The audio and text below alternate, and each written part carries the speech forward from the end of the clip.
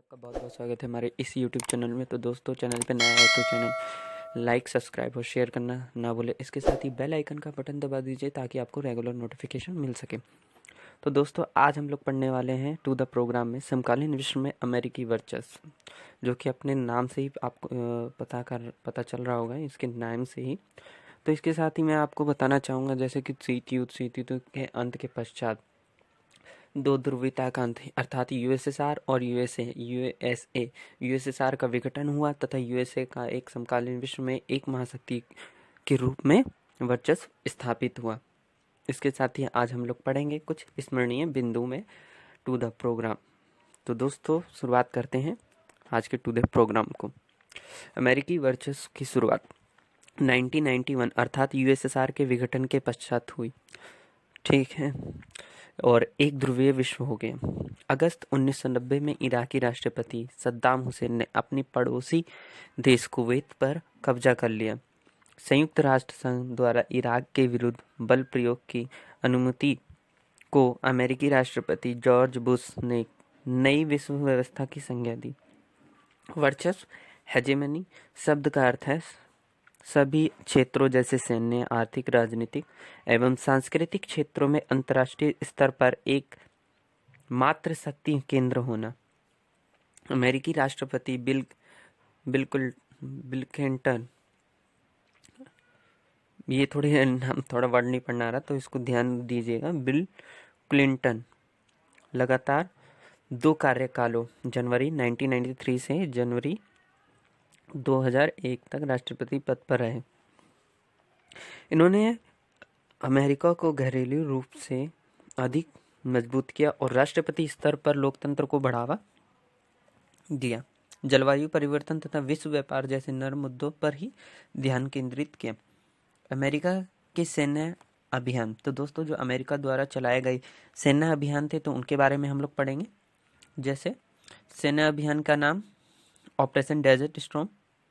अमेरिकी राष्ट्रपति किसके कार्यकाल में चलाया गया था? George Bush senior. कब? 1991। किसके विरुद्ध चलाया गया तो ये लोग भी हम लोग जानेंगे। 34 देशों की बहुराष्ट्रीय सेना द्वारा इराक के खिलाफ, जिसने अपने पड़ोसी कुवैत पर अनधिकृत कब्जा किया था, इसे प्रथम खाड़ी युद्ध अर्थात कंप्यूटर युद्ध एवं वीडियो गेम वॉर भी कहा जाता था। दोस्तों, ये चीज बड़े ही ध्यान से अंडरलाइन कर लीजिएगा, लिख लीजिएगा कहीं। इसे प्रथम प्रथम खाड़ी युद्ध अर्थात प्रथम खाड़ी युद्ध कंप्यूटर एवं वीडियो गेम वॉर भी कहा जाता है। कुवैत मुक्त करा गया। परिणाम क्या हुआ? कुवैत को मुक्त कराया गया। इसके साथ ही ऑपरेशन इन्फाइंटा रिच बिल क्लिंटन के समय चलाया गया। 1998 नैरोबी केन्या तथा दार ए सलाम तंजून में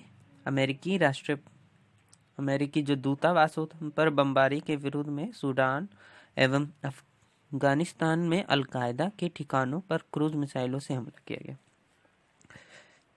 और परिणाम क्या हुआ? अलकायदा का मुंह तोड़ जवाब। Operation enduring freedom, George W Bush.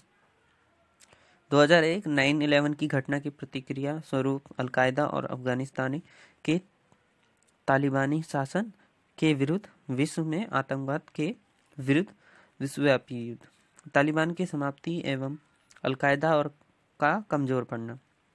Operation Iraqi freedom इन्हीं के कार्यकाल में चलाया गया था। जॉर्ज डब्ल्यू बुश के 2003 संयुक्त राष्ट्र की अनुमति के बिना इराक पर आक्रमण, सुरक्षा परिषद द्वारा आलोचना। और इसका परिणाम क्या हो तो सद्दाम हुसैन का अंत हुआ। 11 सितंबर 2001 के दिन 19 अपहरणकर्ताओं द्वारा, जिनका संबंध आतंकवादी गुट अलकायदा से माना गया, 4 अमेरिकी व्यावसायिक विमानों पर कब्जा कर लिया गया। इनमें से 2 विमानों को न्यूयॉर्क स्थित वर्ल्ड ट्रेड सेंटर से टकराया गया। इसे 9/11 की घटना कहा गया। इस हमले में लगभग 3000 लोग मारे गए। इसके विरोध में अमेरिका ने आतंकवाद के खिलाफ विश्वव्यापी युद्ध छेड़ दिया। ऑपरेशन इराकी फ्रीडम को सैन्य और राजनीतिक धरातल पर असफल माना गया, क्योंकि इसमें 3000 अमेरिकी सैनिक, बड़ी संख्या में इराकी सैनिक और लगभग 50,000 निर्दोष नागरिक मारे गए। अमेरिकी सैन्य खर्च एवं सैन्य प्रौद्योगिकी की गुणवत्ता इतनी अधिक है कि किसी देश के लिए इस मामले में उसकी बराबरी कर पाना फिलहाल संभव नहीं है। अमेरिका की ढांचागत ताकत, जिसमें समुद्री व्यापार, मार्क SLOCS, इंटरनेट आदि शामिल है। इसके अलावा MBA की डिग्री और अमेरिकी मुद्रा डॉलर का इसका प्रभाव आर्थिक वर्चस्व को बढ़ावा देते हैं। ब्रिटेन वुड प्रणाली की संस्थाएं अंतर्राष्ट्रीय मुद्रा कोष IMF को विश्व बैंक पर भी अमेरिका का वर्चस्व है। नीली जीन्स, मैकडोनाल्ड आदि अमेरिका की संस्कृति वर्चस्व के उदाहरण हैं, जिसमें विचारधारा, खान पान, रहन सहन, रीति रिवाज और भाषा के धरातल और पर अमेरिका का वर्चस्व कायम हो रहा है।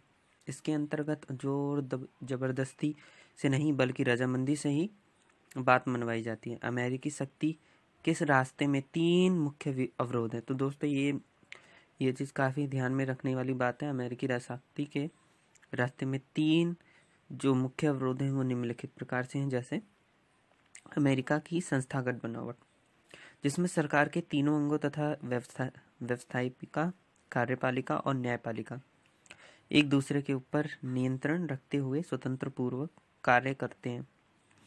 अमेरिकी समाज की प्राकृतिक उन्मुक्त, ये अमेरिका के विदेशी सैन्य अभियानों पर अंकुश रखने में बड़ी भूमिका निभाती है। नाटो, इन देशों में बाजार मूलक अर्थव्यवस्था चलती है। नाटो में शामिल देश अमेरिका के वर्चस्व पर अंकुश लगा सकते हैं। वर्चस्व से बचने का उपाय, एक ये दोस्तों वर्चस्व से बचने के उपाय वो निम्नलिखित प्रकार से, जैसे बैंड वैगन की नीति। ये आपसे बहुत बार ये क्वेश्चन पूछा जा सकता है, बैंड वैगन नीति क्या होती है, ब्रिटेन वुड प्रणाली क्या है, IMF क्या है। तो दोस्तों इन सब चीज़ों को नोट डाउन कर लीजिए।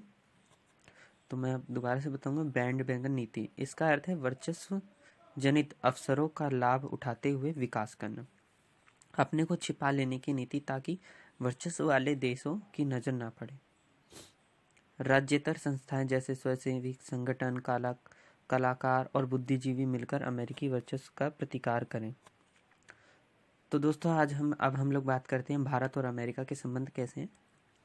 शीत युद्ध की समाप्ति के बाद भारत द्वारा उदारीकरण एवं वैश्वीकरण की नीति अपनाने के कारण महत्वपूर्ण हो गए हैं।